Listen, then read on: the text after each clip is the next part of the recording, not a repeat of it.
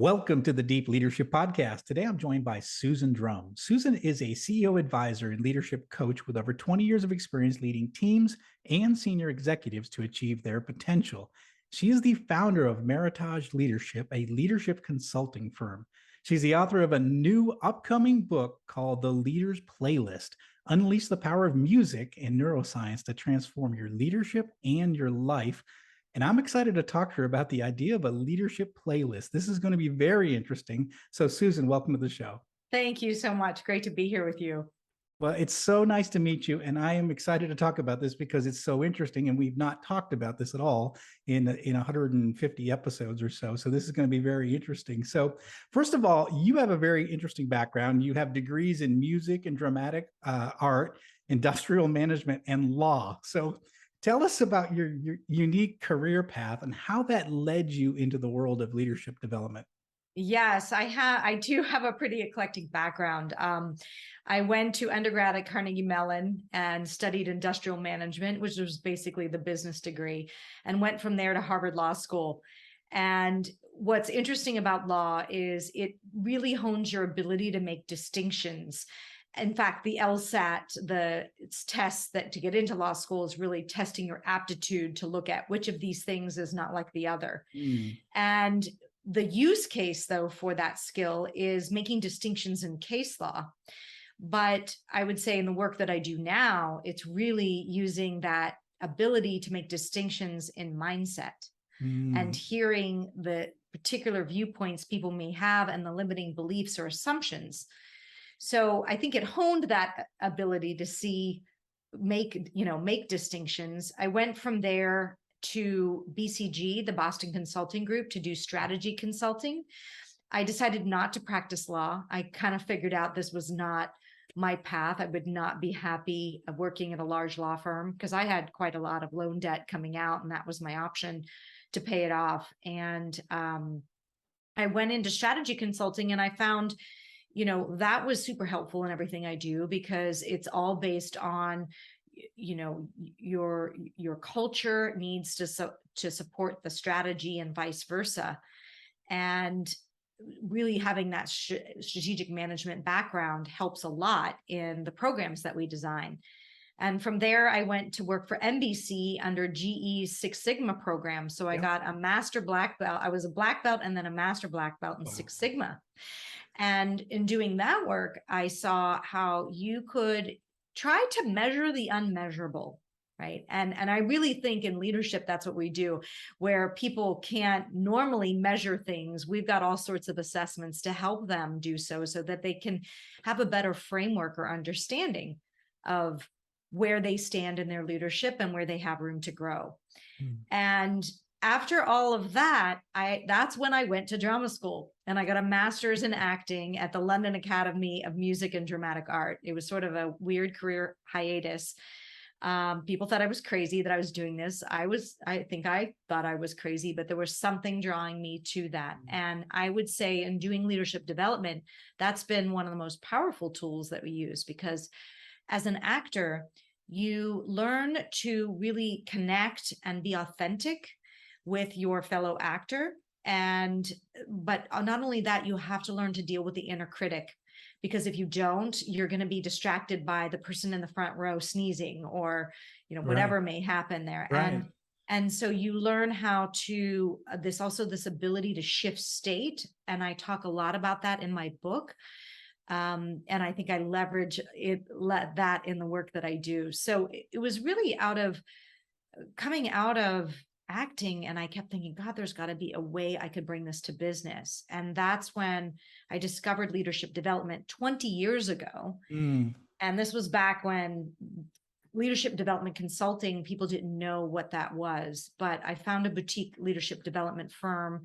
I got trained in doing that work and went out on my own and have been doing it ever since and built a firm around it. So That's yeah, fantastic. it's definitely a journey. But on everyone that we talk to on this podcast, everyone takes strange roads, detours, and what have you. But they come to the same point where they say, look, there is a need for leadership development. There's a need to teach, train, develop the next generation of leaders. And it's interesting how and I talk to a lot of former military leaders, and their journey are very similar. But yours is probably the most unique in anyone we've talked to, especially the law degree, the Six Sigma black belt, and then also going to drama and music school. So that's Yeah. pretty wild. So Yeah. Little did I know it would all come together in the way that it did, but I think I was trying to find my way. And yeah, I knew at each of those steps it wasn't quite right. yeah, yeah. There's an author called Scott Adams who talks about talent stacks, and each of us has a very unique talent stacks, and we bring that to the table of whatever we do. And what I've noticed is the people writing and talking about leadership have these unique talent stacks, and yours just is quite different. But I think again, it makes up who you are. And as we were talking before we started, the book that we're going to talk about, no one else could write that book. You have a very unique talent stack, which allows you to see things through that Yeah. lens, and Yeah. that's what is going to be kind of fun to talk about when we get to it. But what I was going to ask you is, tell us about your company, Meritage Leadership. Yeah. Like, what do you and your team do, and what makes your company so unique? Yes. So we focus on senior leadership development, and Okay. that could be in the form of doing team engagements and team development work, team coaching, cohort-based coaching, Okay. where we're working with a series of SVPs or VPs across the board or the C-suite and taking them through a leadership development program, as well as one-on-one coaching. And we're really looking to build the capability and mindsets to be able to scale organizations and scale them more quickly. And in doing that work, I think this ability to also be highly practical, as well as making deep shifts in perspective and mindset. We do a lot of work around cognitive diversity. Okay. So looking at what is the unique perspective or viewpoint that you bring, and where is your focus of attention and your motivator. And based on that, you have certain gifts, but just like that, you also have certain blind spots. How are you working on those blind spots? One, how are you building your team around you to help, fill in the gap of that mindset? And really, in a lot of the teamwork that we do with cognitive diversity, we tend to hire people we like that are like us, and that will be great and you all get along, but it actually is not the most effective team. No, not at all.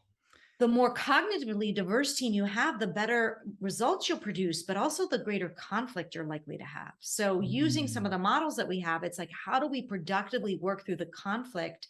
Because if I say it's green and you're saying it's yellow, how do we actually see the truth in each of those perspectives and come to that middle ground? So that's what I would say, a longer answer to your question, but what we do and why we focus, I think, uniquely on this concept of cognitive diversity. that makes a lot of sense. What, as we're coming out of COVID, what are some of the things that your clients are working on now? What are their problems? What are their anxieties? What are the things they're trying to fix in their companies? Yeah, I would say in general, the rate of change is Mm, exponential. yeah. Right? Things are hitting us, obviously between the pandemic and then the supply chain issues, inflation, Yes. and mental health. And so I Mm, think when you're as a leader right now, dealing with mental health, dealing with retaining and engaging your team, paramount. That's what I'm hearing all the time. How do I find the right team and attract them? How do I retain? How do I engage them? And knowing, how do I deal with a hybrid model if that's what we right. have, or Right. we went full remote. I don't know if people are working or if they're even engaged. I don't know how they're feeling. How do we don't I don't have that sense anymore that I used to have. So all of that, I think, is front and center for a lot of leaders now.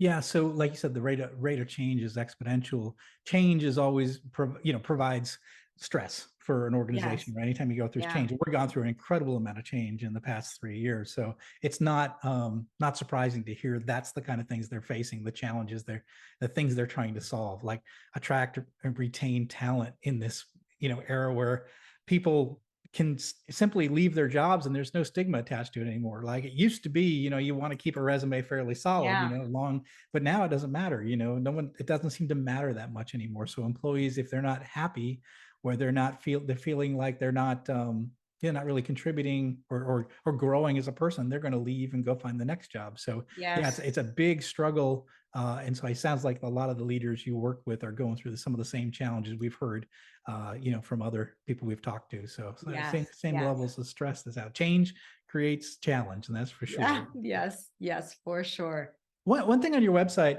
with your company, and I really like this, and I wanted you to kind of talk a little bit about. You said that that leadership should be a blend of authentic relationship building skills and, I love the and, results oriented expertise, and those should be balanced appropriately to fit the type of leadership required within the organization. So we have relationships and we have results. So, and they're Mhm. in balance. So explain what you mean by that.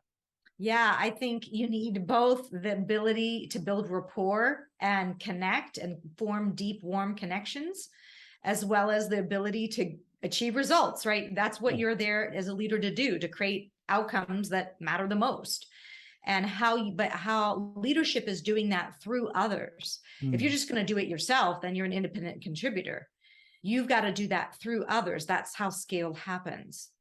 And how you create the conditions for others to thrive, how you create the conditions to build their capacity, efficiency, and doing that type of work is really what we're about. And Mm.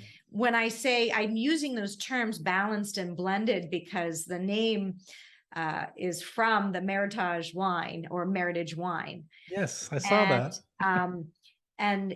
it's a blend. It's basically a blend of reds that needs to be blended just right to be an exquisite wine.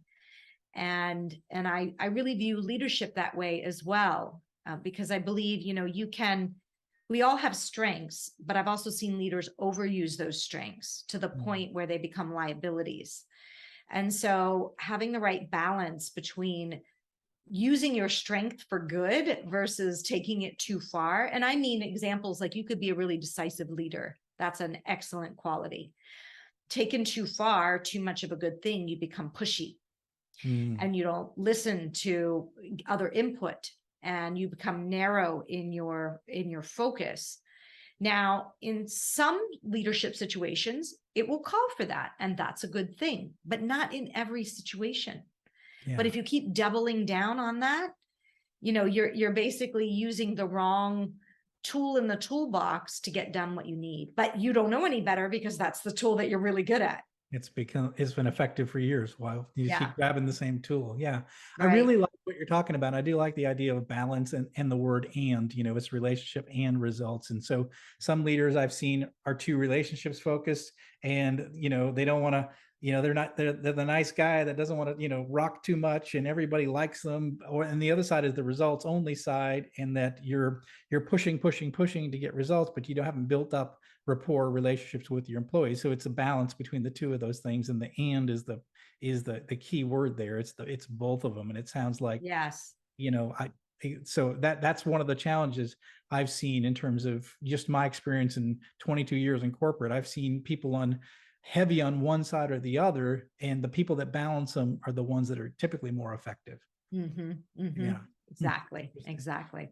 So you have a podcast called The Enlightened Executive. So I would just question, what do you do on your show? What type of guests do you have on? What's your main focus? Yeah, so it's a podcast and YouTube channel, and the tagline is "Your personal evolution sparks your leadership evolution." I So like each that. episode, we feature groundbreaking techniques and strategies to help people get the edge in personal and leadership effectiveness. Okay. And really, I wanted to use it as a platform for all of the everything from tech to programs to meditations to practitioners. I've seen a lot of different resources over the years, and I wanted to give a platform to share some of those resources with other leaders, as well as give a platform for leaders who have walked the talk, who have done the work to become more enlightened, meaning more self aware, more self Mm. developed. Yep. And this ability to lead from that perspective, a more conscious leader, and interview them to say, what how have you grown over the years? What was most transformational in that growth?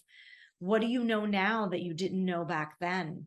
Mm. And the stories are just fascinating. So it's a combination of both practitioners coming with tools and resources, as well as CEOs and other leaders themselves talking about their journey. Excellent. Okay, very good. So we'll have to put that on the list to follow. So Yes, that's please. excellent.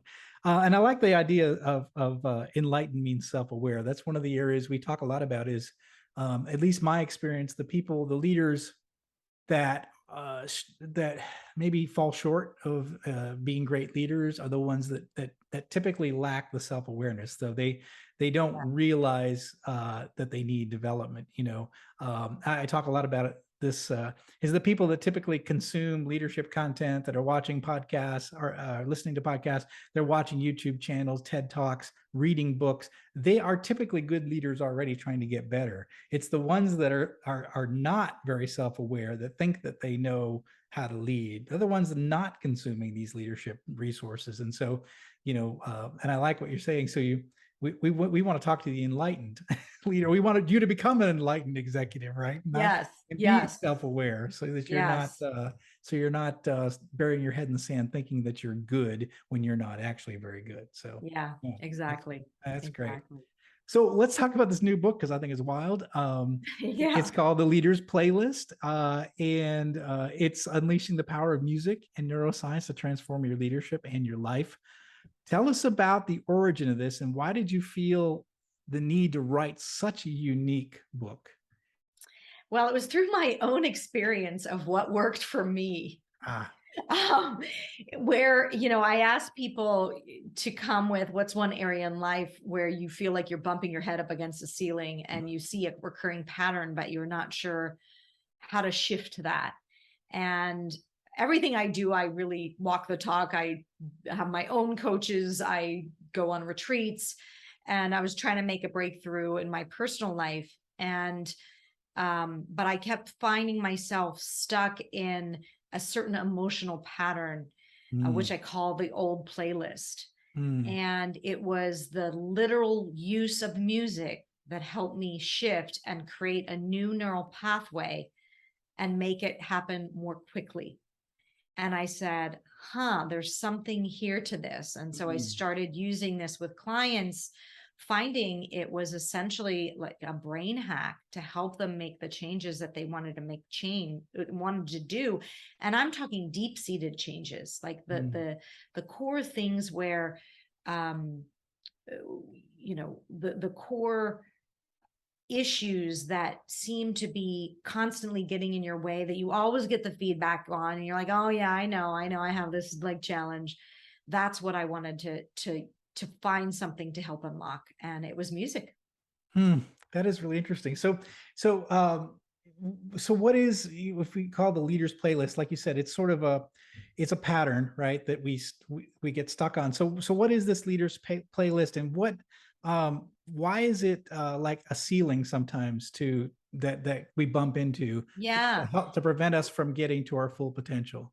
Well, what I saw in the work that I've been doing, obviously over a couple decades, is when leaders would react to a situation, it was never about the situation at hand. It actually had its Uh, roots in their childhood, and it was mm, coloring their perspective. So, why would one leader flip out over not being invited to a meeting and another leader, like, maybe disappointed, but, and it's about our triggers, right? And so I started to look at, really, the book is about how our childhood wounds show up in our leadership. But I knew mm, I couldn't write a book just about that, because people are like, oh, childhood wounds. I don't want to go there. And when I say childhood wounds, we all have them. This is yeah. not, yes, there's some that are actual trauma, but we've all been faced with some adversity. And the wonderful thing is, out of this, they become our superpower, right? We have this great gift, but they also come with some liabilities. And I wanted to explore, how do you shift, how do you keep the superpower but get rid of the liability? Mm, And so we use music both literally and figuratively.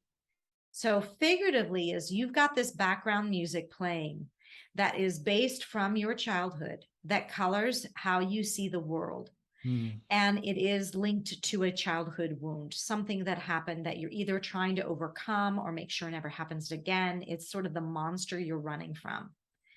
And you may not even see it. I didn't even see it. I did not mm, see it until I wrote about my life and I started to see this emotional pattern. And the emotional pattern was I started to notice, like, what was I really feeling on each of these like bigger events that occurred? And it was, I felt like I was treated unfairly. mm, And the emotions I was feeling were frustrated, right? And betrayed. And I could look at, and I was like, why does this keep showing up mm, in this pattern? And what I realized is it's almost like it's a song I'm broadcasting, right? It's a frequency because it's an emotional state, and emotions have frequencies that you can actually measure. And so if I have this emotional frequency playing out into the world, that's what's returning back to me is these mm. experiences. And I thought, well, I've got to get a handle on this. I got to shift this. Like, this is, I do not Yeah, want to yeah, create any more experiences where I'm treated unfairly, because there seems to be a common theme in my life here on, yeah, yeah. from my perspective, right? And look, there were plenty of examples in my life where I was not treated unfairly, where I was blessed. And but I noticed like my big triggers were around, again, this piece. So I think when we use music, we both have you uncover what is that background playlist, and then how to use music to catch yourself before you go down the 8-lane highway of hell, I call it, Yeah, yeah, of that old neural pathway that's grooved really distinctly. And you can use music to catch yourself, as well as what is the new emotional resonance you want to be in, and what is the new playlist title, and yeah. what is the anchor songs that best will put you in that emotional state, and you leverage the heck out of those. Interesting. So I would say this, I confess, I have imposter syndrome. I've had most of my life, yet I've achieved amazing things. And so there's no need for me to have an imposter syndrome, right? Right, right. I belong here, right? Yes, I deserve to be yes, here because I've done the yes. work, right? So, but that's my playlist, right? So it's like, what are you doing here? What, like I'll have a keynote speech and I'm like, what do these people want to hear from me? They hired me to speak, Yeah, right? They yeah, want me to be here. I belong here, right? But yet my mind is like, well, what am I going to say that these guys are gonna take away from it? Are going to be good.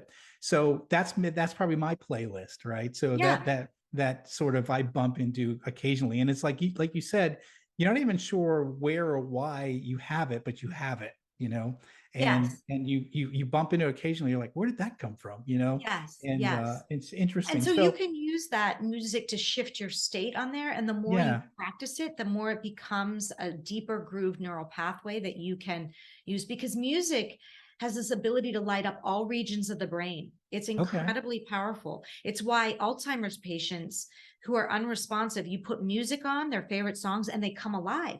yeah, They can hold conversations. It's almost interesting. like, what is that about music? And it's that ability to link to your emotional state as well as using all regions of the brain. Why not harness that to make some deep seated changes? And that's really what the book is about. So what does it practically look like if I were working with you to try to overcome something that might be my playlist and I'm stuck with? Where does music fit in? Yes. Well, since not everyone is aware of their old playlist. So Right. you already have a leg up of this is a background song playing. In the book, I detail 9 of the most common ones that I've seen. So Mm, people can get a sense of, oh, I might be okay. one of these 9, or you might be something different, right? And so I'd have you identify your anchor song for your old playlist. Like, what is the song Mm, that best represents that to you? I had a leader do this where her old playlist was I'm Left Out. mm. And she had her anchor song be Adele's Hello, because it was like, hello, can you hear me? Like, and so when she found herself kind of going to that old neural pathway of like, I'm left out of this core meeting that I should be in, and they didn't include me in this publication or whatever it may be, she'd be like, oh, there's Adele again, right? There's Adele. And so Ah, it yeah. sort of would catch her. Now, Now that's the way to interrupt the pattern. Now we want to look at, okay, what is the new one? And I have a couple of different techniques in there of finding like what is the true resonant new playlist title, like what are the emotions you want to be feeling instead. And then let's find music that puts you into that state, that has you feel those feelings. And then we create a plan to how we're going to leverage this. We're going to play it in the, like we need to understand a little bit your life of like, when I'm driving, I'm going to play it. Or before I go on stage, I've got my anchor song. Yeah. And my old new playlist anchor song. And Yeah. I'm going to listen to that before I go on. Think about this. The athletes know this. Oh, like yeah, Phelps' sure. face. Yeah. Remember Phelps' face? Like Yeah. he was priming himself to shift his state to be ready Yeah. to go. And so I'm not just saying we use music to lighten our mood or change our mood. I'm saying we can use music to heal some of these deep-seated patterns that can get in our way. Wow, that's really interesting. So so we're creating we're doing two things. One is using music in a way to stop or to recognize when we're heading down the pathway, and the other thing is to refocus on here's what the new me is, and here's the theme song or playlist to that Yes. new way that I want to be looking at the world versus the old way, right? Yes. Yeah, And so I've got this 7-step process that I yeah. outlined in the book to kind of take you through that with, suggest important prompts for you to think about. And I put together a masterclass that could also support people in doing this work. Cause I just find like why there's something out there that's accessible to everyone, which is music.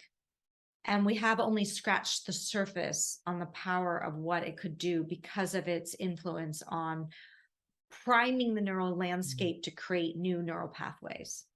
I think it's really, really interesting. I mean, in all the things I've read and all the people I've talked to, I haven't heard about the idea of using music. I love it. Definitely understand how that could be really effective in making that shift. I think we need it. I mean, we need to, because I see people repeating the same patterns all the time. I mean, I actually read a book somewhere.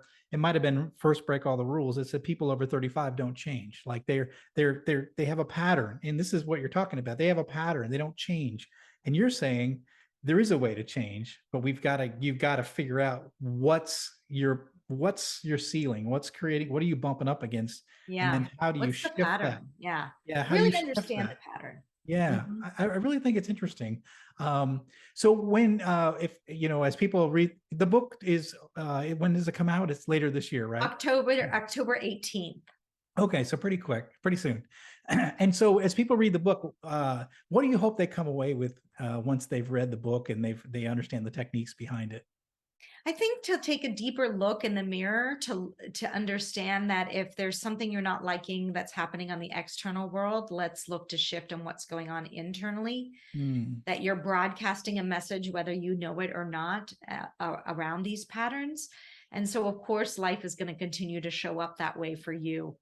But there is a way to shift it, and it can happen sooner than you think. And that's why I say it's a hack where you can accelerate your ability to make the change using music. Excellent. That's really cool. Really cool. Well, congratulations on this new book. I think Thank it's going to be you. exciting, and I'll get a copy of it when it comes out because I think Yes. I'll see if I can solve my imposter syndrome problem I've got. I So would love to hear. Will you keep me posted? Let me yeah. know because I want to hear what it does for you, what songs you pick. And I think we're going to be creating a platform of a community for people to share that kind of information because you're not the only person out there that has that. Yeah. Right. Yeah. And so sharing what music, because different music resonates for different people. Right. So you might find country music, other people rap, you've got to find what it does to you. And that's very personal. Very, very interesting. Well, this has been fantastic. So, Susan, how can people find out more about you, your company, this new book, and your podcast? Yes, you can go to susandrumm.com/book or the leadersplaylistbook.com to learn about the book. And It's by the way, SUSANDRUMM.com/book will tell you more about the book. The podcast is also on my personal website, and you can also get to the consulting arm of our work and Meritage Leadership from there. That's fantastic. So we'll put links in the show notes for all those resources. Susan, this is exciting. This is a new concept for me. I'm excited about what you're doing and the work that you're doing. And I wish you the best of luck with this new book. So thank you for coming on the show and sharing this really interesting perspective. Yeah, thank you so much. I'm so grateful to be on here and giving me a platform to share the message. Well, thanks again. Well, that's it for today. Thank you for listening to Deep Leadership. If you like this podcast, please subscribe and share so we can continue to build a world with better bosses. Until next time, this is John Rennie saying take care and lead well.